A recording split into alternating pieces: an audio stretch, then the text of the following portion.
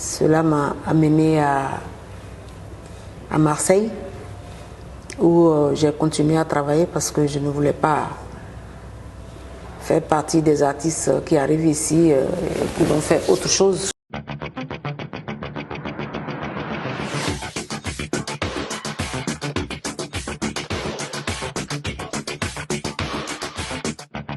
Cela m'a amené à Marseille, où j'ai continué à travailler parce que je ne voulais pas faire partie des artistes qui arrivent ici et qui vont faire autre chose. C'est ça.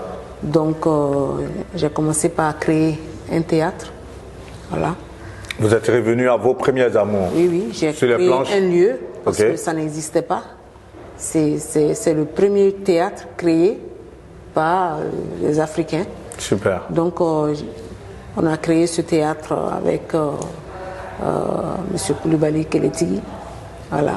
Tous les deux, on a monté ce lieu pour programmer d'autres artistes. Voilà, c'était un autre challenge. À Marseille? À Marseille. Du coup, vous arrivez à Marseille en quelle année? En 2002. En 2002, dès qu'il y a eu la crise militaire, en 2002. Lorsque vous arrivez, c'est vrai, vous dites, bon, je ne veux pas abandonner mes premiers amours, il faut que je reste toujours dans le monde artistique. Mais avant tout de même de prendre votre envol, je me dis, il faut quand même, c'est l'Europe. Il faut s'installer, il faut s'insérer, il faut s'intégrer. Vous n'avez pas eu à faire de petits boulots, vous êtes resté focus sur votre voie? Non, moi, je vous l'ai dit, moi j'ai commencé très jeune. J'ai pas... C'est vrai que je suis allée à l'école, mais je n'ai pas fait autre chose de ma vie. Voilà. Donc, je savais faire que ça. Et je me suis dit, il n'y a pas de raison que nous, les artistes africains, on arrive ici et qu'on ne puisse pas continuer à travailler, à faire ce que nous avons l'habitude de faire. Donc, on a d'abord commencé par faire un théâtre, puisque j'écris, je mets en scène. Donc, j'ai commencé à écrire aussi. J'écrivais déjà là-bas, de toute façon, à mettre des choses en scène moi-même et faire des spectacles itinérants. Et ensuite, on a créé ce lieu, ce théâtre. Okay. Parce qu'il fallait que l'Afrique, quand même, ait un lieu. Même si c'était une case, parce que moi, je me dis que c'est par la culture qu'on peut mieux connaître un peuple. C'est vrai, on nous voit ici, des Africains, mais on nous connaît mal.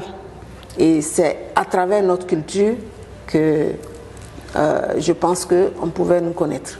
Donc vous êtes portée tout de suite comme ambassadrice de cette culture, voilà, que vous avez portée de par votre talent, votre art. Mais ça vous a pris combien de temps tout de même avant de commencer à avoir des rôles majeurs? Il faut dire que quand je suis arrivée, au début, ils ont voulu me proposer des petits rôles. J'ai dit non, que moi je suis une tête d'affiche. Je ne vois pas pourquoi je viendrais jouer les seconds rôles, les figurations ici. C'est ça. Parce que je dis que le monde ne s'arrête pas ici. Il faut que les gens d'ici sachent que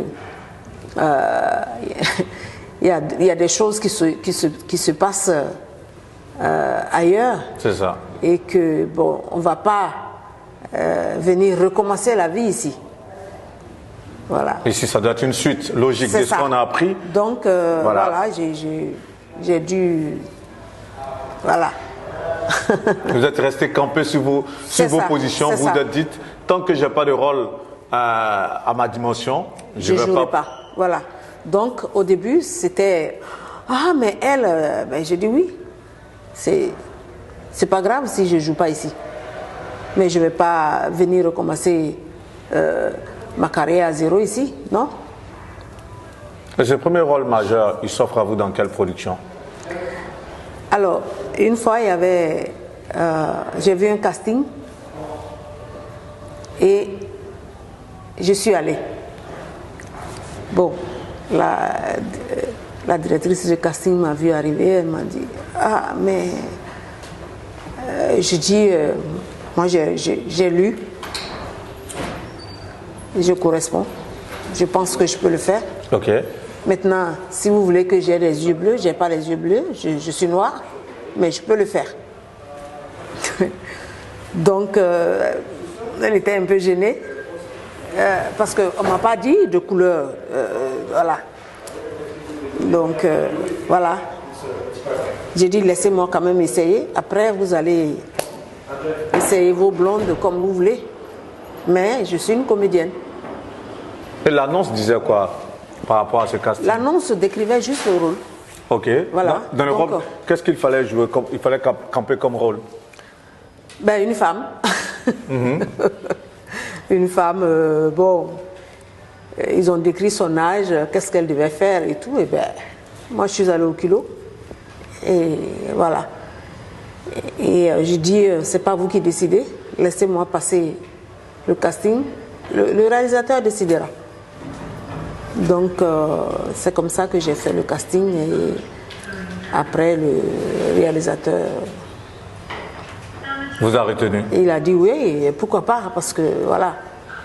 Et c'est comme ça que vous décrochez ce premier rôle majeur. C'était quoi, dans un long métrage, dans une série, c'était un téléfilm, enfin c'était quoi le format? C'était un téléfilm à l'époque. Ok. Et vous avez fait combien d'apparitions dans ce téléfilm?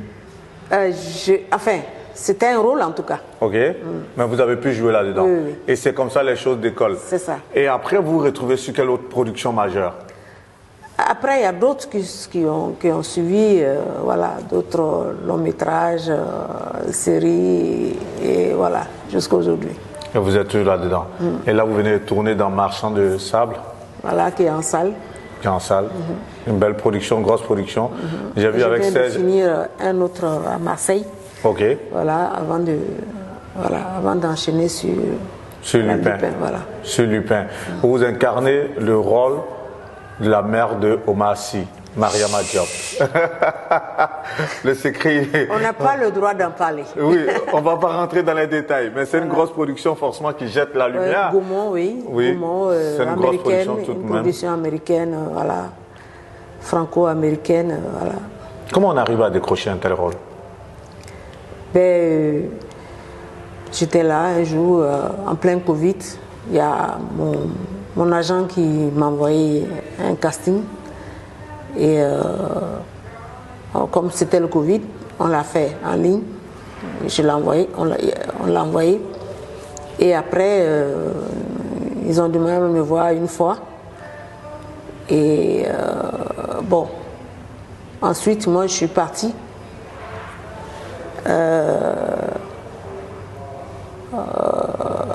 Et comme c'était le Covid, il y avait mon festival à Abidjan et tout. Bon, ils ont dit, il faut que tu viennes à Paris. Je dis, c'est impossible. Moi, je suis à Abidjan. Et j'ai le festival dans une semaine. Donc, impossible de revenir en France. Parce que si je revenais, il y avait la quarantaine. Donc, mon agent dit, mais c'est quand même important et tout. Et j'ai dit, ça ne peut pas être plus important que ce que j'ai à faire en Afrique ici. Donc, finalement, la production a fait venir quelqu'un à Dakar. Ils m'ont appelé, ils m'ont demandé, mais est-ce que vous pouvez aller à Dakar? J'ai dit, si c'est pour faire un aller-retour, oui, je peux aller à Dakar. Donc, je suis allée à Dakar, je les ai rencontrés et voilà, je suis retournée organiser le festival. Et c'est après, quand j'ai été choisie, que je suis venue, que j'ai appris que Omar Sy avait fortement insisté pour que ce soit moi. Merci Omar.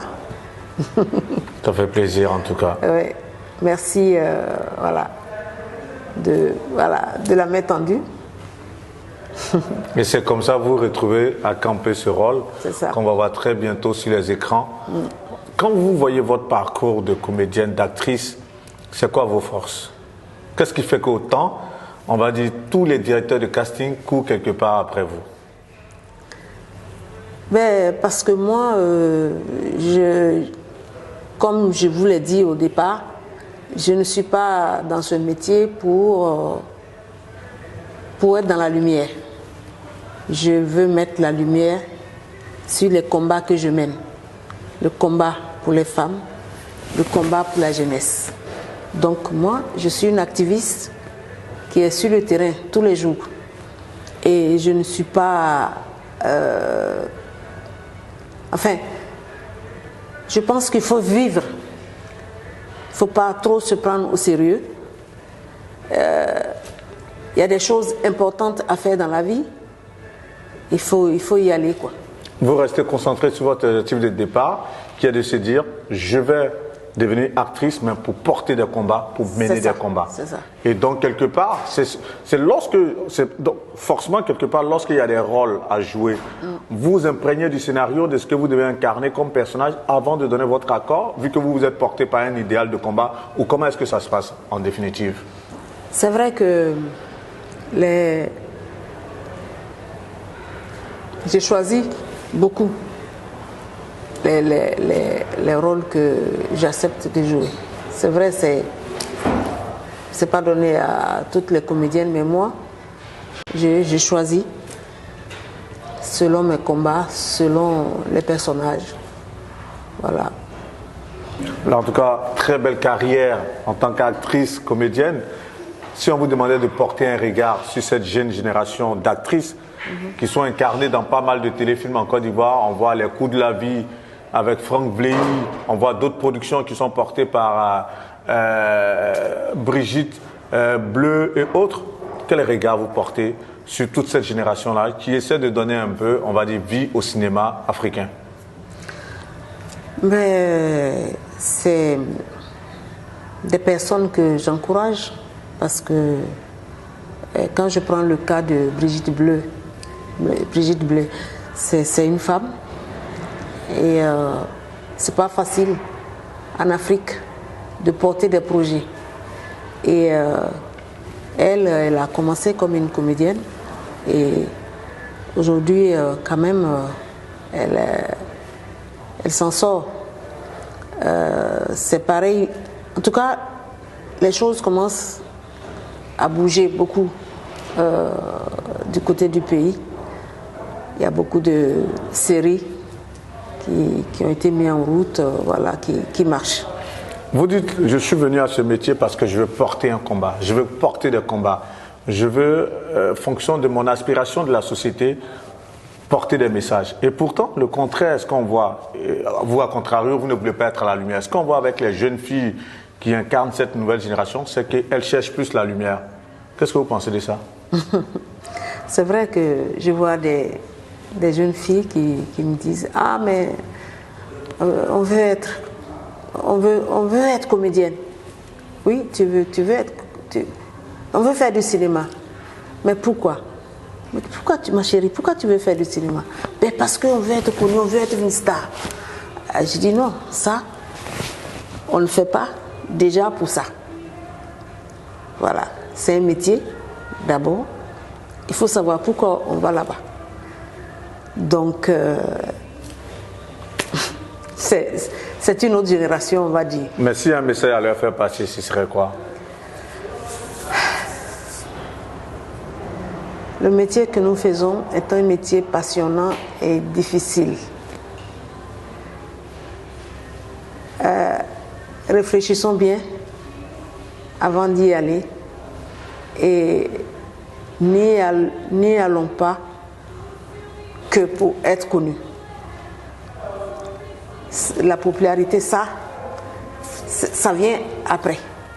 Parce qu'il y a beaucoup d'appelés et peu d'élus. Si on y vient parce qu'on cherche une célébrité, on risque de se brûler les ailes. C'est clair. C'est vrai qu'on parle de la nouvelle génération, mais il y a cette génération intermédiaire dont vous étiez les dévancières qui sont incarnées. Cette génération est incarnée par des dames comme Akissi Delta, Adrienne Coutouin, Éléonore Kwame, qui ont brillé à travers des téléfilms aussi. Quel regard aussi sur cette génération? C'est une belle génération qui a beaucoup donné à à notre culture parce que à leur temps quand même c'était pas évident. Quand je prends le cas de Akissi Delta, que je respecte, qui est une femme qui n'est pas allée à l'école et voilà, qui a pu faire la carrière qu'elle a aujourd'hui.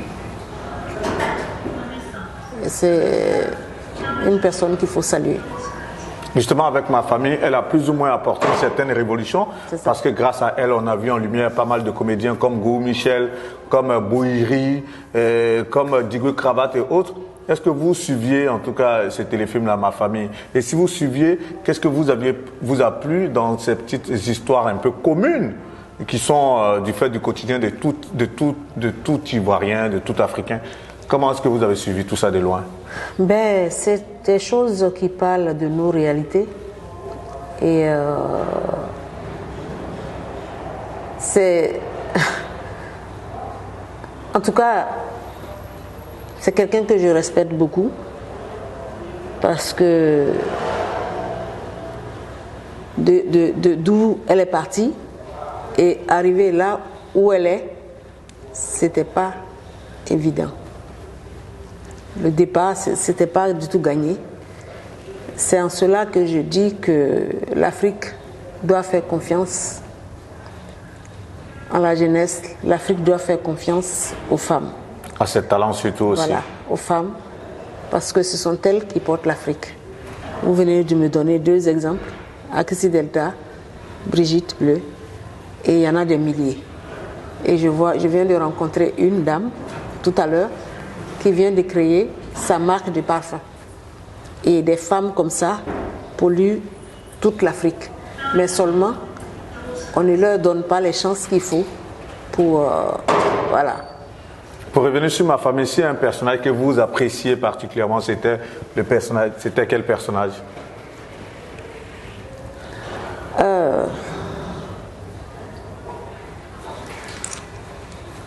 Le personnage de Bouhiri qui jouait un peu, qui avait pas mal de relations. Non, non, non. Ou bien celle d'une femme très soumise comme Akissi Delta, ou encore d'une femme volubile comme Clémentine Papoué. Moi, ou bien c'était quel personnage que vous appréciez? Celle qui jouait la bonne. Éléonore Kwame? Non, il y a une qui est décédée. La petite... oui, Marie-Laure.